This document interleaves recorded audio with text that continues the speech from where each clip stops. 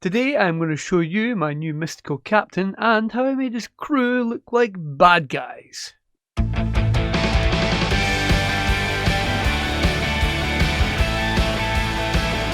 Hello and welcome! So I made a new crew for Stargrave. The last crew I made were definitely good guys, so this time I wanted to make some bad guys. I had a look through the Stargrave rulebook and had a look at different character options for the captains. And the one that stood out to me was the Mystic. He's got abilities like Dark Energy, Suggestion, Puppet Master, Life Leech. He's got other abilities, but those were the ones that stood out to me as being kind of subversive and controlling and powers that just sound evil. Mystics in Stargrave have magical powers, essentially. They either have an innate connection with the universe, which allows them to do these things, or they have access to ancient artifacts, or maybe they've studied some kind of dark, forbidden science. Whatever the reason, they can do magic. Some mystics use this power for good. They heal people and protect the weak, and defend those who are unable to defend themselves. They form brotherhoods of knights or orders of monks. That's not our guy, though. Our guy is the kind of mystic who forms a dark coven or perhaps a cult around them and uses their influence and power to gain more influence and power. The models are from the Stargrave Mercenaries box by North Star Military Figures, and I already used 10 models out of this box for the last crew, so I've got 10 models left, and I put them on slightly different bases than come as standard with the box. These are on the slightly deeper 25mm round bases I just picked up separately. For the captain, I chose the most alien looking head I could find, which was this octopus Cthulhu looking one, which I thought was quite appropriate for an evil alien mastermind. I changed the position of his hand so it looks like he's kind of reaching out with one of his powers, and I gave him a cape made from green stuff. Head choices were kind of important for the feel of the whole crew. I wanted to try and sort of dehumanise the characters in the crew, make them less relatable, make them a bit more sinister. So I stuck to alien heads and full face helmets, just so there wasn't any visible human faces. The problem with giving the whole crew similar helmets is it makes it a little bit hard to tell individuals apart. So for the first mate, I had to do something with the paint job to make him stand out a bit. So for him, I painted all his armour gold, just to make him really pop a little bit out from the squad. And I gave him one of those green stuff capes as well, just to show his authority. I thought, with the general feel of the models in the box, they are a very military feeling box. So I made this guy a veteran on my roster, and I've armed him with a carbine. One thing I tried to do across the whole crew was to position them so that they have their weapons held across the front of the miniatures. Quite often in art, and especially in movie posters, the heroes will stand in quite an open stance with their weapons behind them or at their side, whereas the villains are quite often shown in a very kind of aggressive stance with their weapons between the viewer and themselves. I like the idea of this crew kind of hiding behind their weapons. These two reptilians are our crew's Grenadier and Rapid Fire options.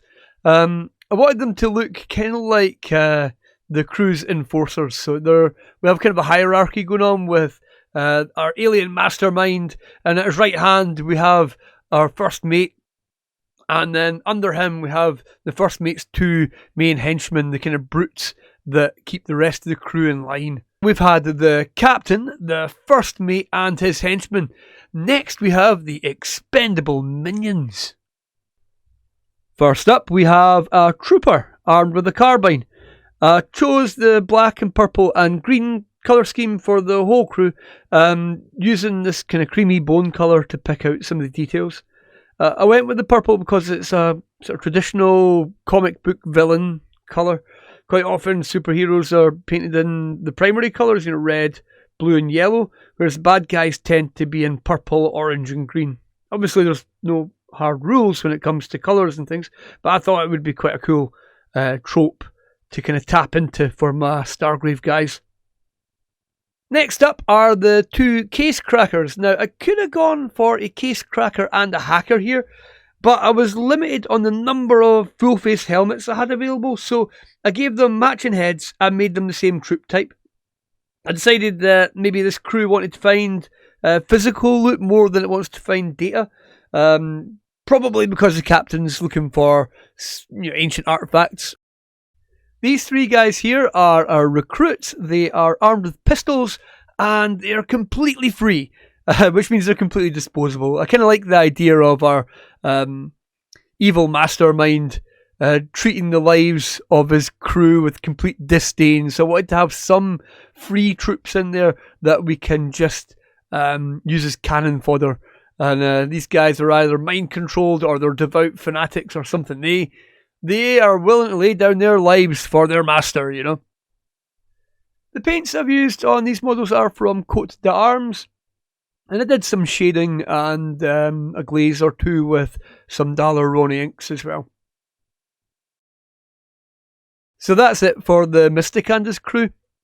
Remember, if you want to make your crew feel more villainous, you can start by giving them models non-heroic poses.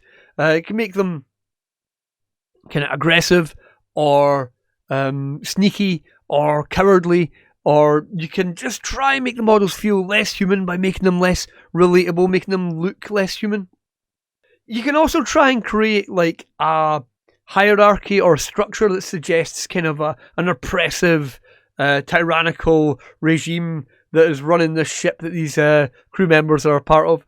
I really love the idea of the overlord and his right-hand man, and then some henchmen who operate underneath the right-hand man, and then we have, under them, the minions. Also, think about the colours you're using.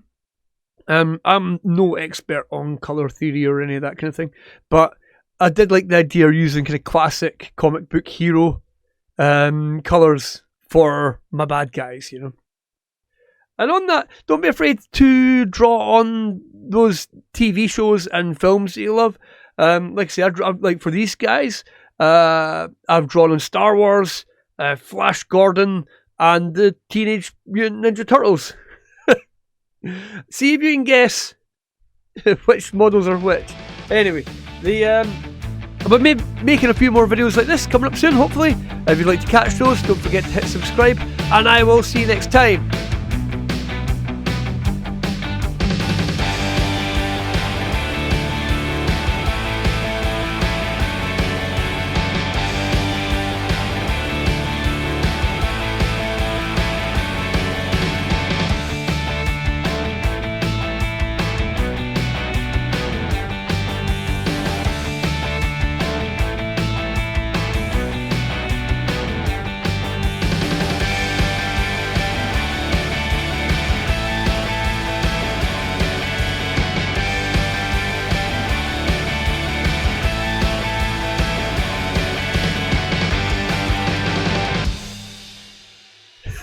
And one other thing you can do is have a think about your colour schemes, how the colours affect how your crew feels. So with my guys, they ended up kind of purple and black, but blah blah blah blah blah blah blah blah blah.